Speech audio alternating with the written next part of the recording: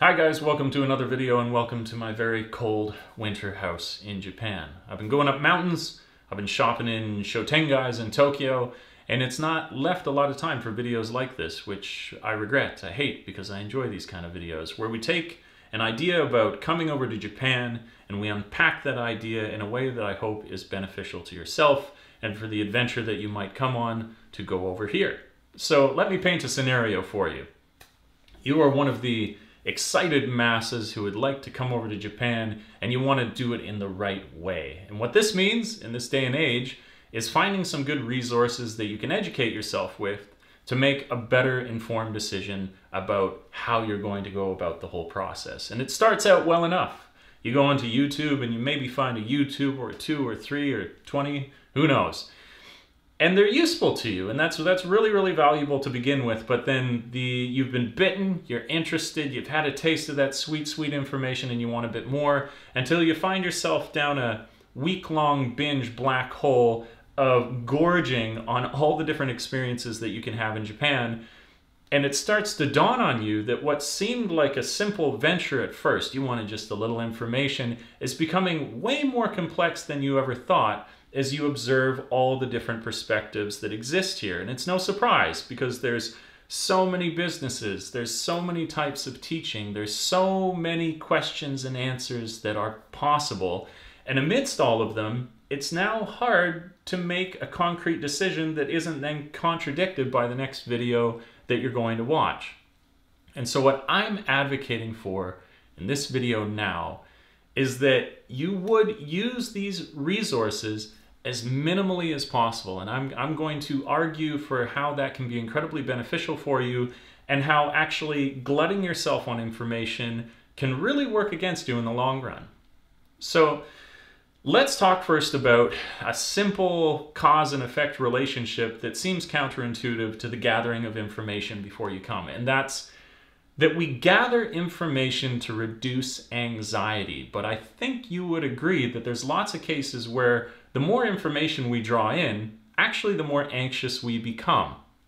So an example that I would give of this is if you've got a common cold, if you got like a chest cough or your nasal passages are congested or something, but it's in a slightly weird way, and so you want to go online and figure out exactly what this is. But to your horror, the moment that you go online, you discover that your simple symptom shares itself with about 30 of the most deadly diseases on the planet.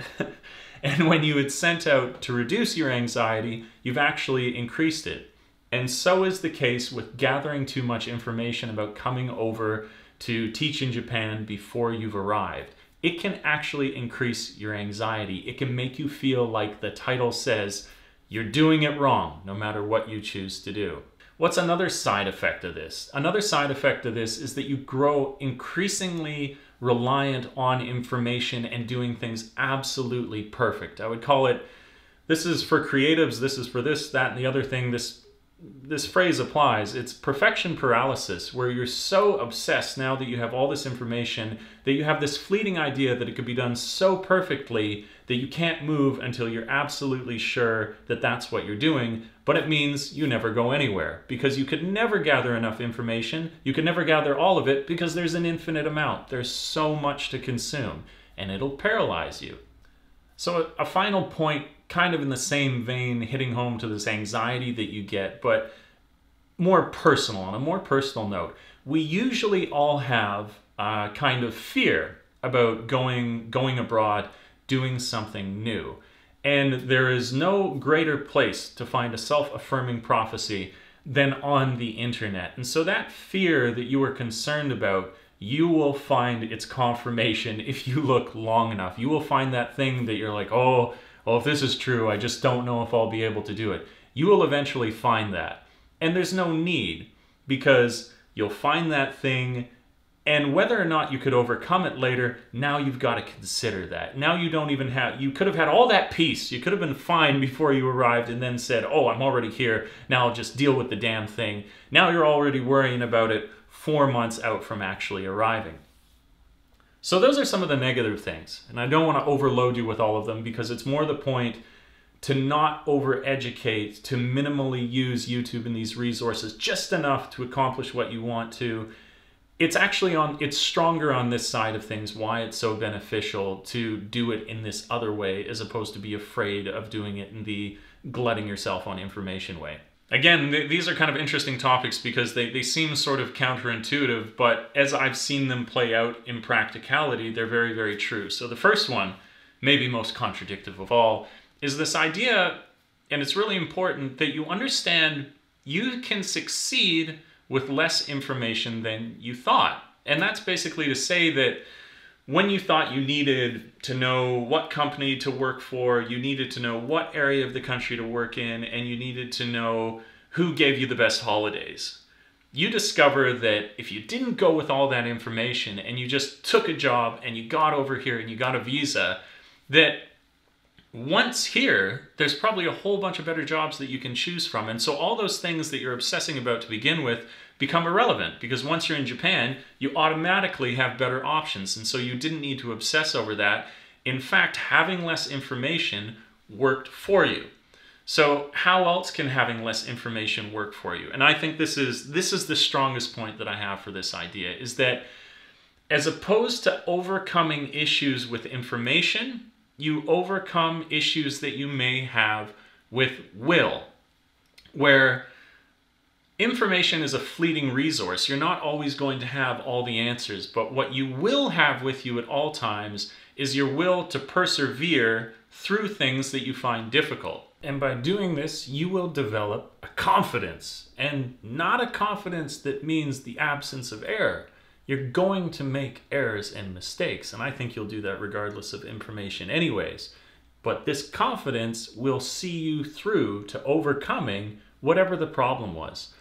99% of the scenarios that we encounter are not insurmountable. They just take a particular perspective and fortitude to get through them, and then you're fine.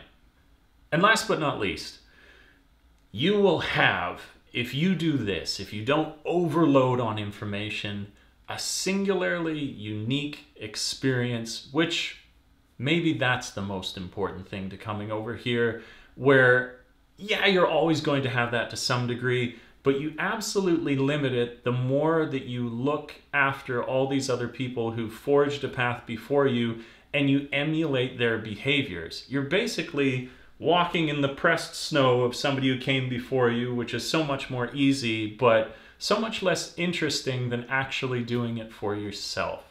I know what you're probably thinking here. This and I want to address this this topic is I'm advocating for limiting yourself in terms of education. Now, why would that seem so strange? Well, because I run a YouTube channel and I have a whole playlist that's based around teaching, and so a lot of people would say, well, you're going to kill your audience, but I am of the mind that the best mentor is the one that you don't eventually need. The best mentor is the one that sets you up and makes you realize how you as an individual are strong enough to overcome whatever problems you have, and that I'm actually in no way any different than you are, aside from having perhaps this perspective that I could give to you, and once given, I'm out of the picture. Hopefully you'll come back for the other sweet vids though, because it's not all educational stuff. All right, we made it to the end of the video, so thank you so much for checking this one out. I really, really appreciate it. I love making these idea unboxing kind of videos. It's a lot of fun. I would love to hear from you in the comments down below. What is your experience? That could be somebody who's already living abroad and they can confirm or deny this themselves, or somebody who might be now frozen in perfection paralysis. Let me know what your experience is. We'll have a chat down below in the comments. Please do follow me on all the social media that I'll flash up on the screen now or at the beginning of the video, because it'll give you a cool glimpse into all things Japan that I'm doing while I live here. And consider as well supporting me on Patreon, because that keeps the wheels of the channel rolling. I really appreciate that as well. More exciting things to come this weekend as I go into Tokyo. I'm going to some really cool neighborhoods and going to cover them and hopefully show you guys very soon a cool slice of that city which you have never maybe seen before. All right, that's all for now. Again, thank you for watching, and I'll catch you in the next one. Peace!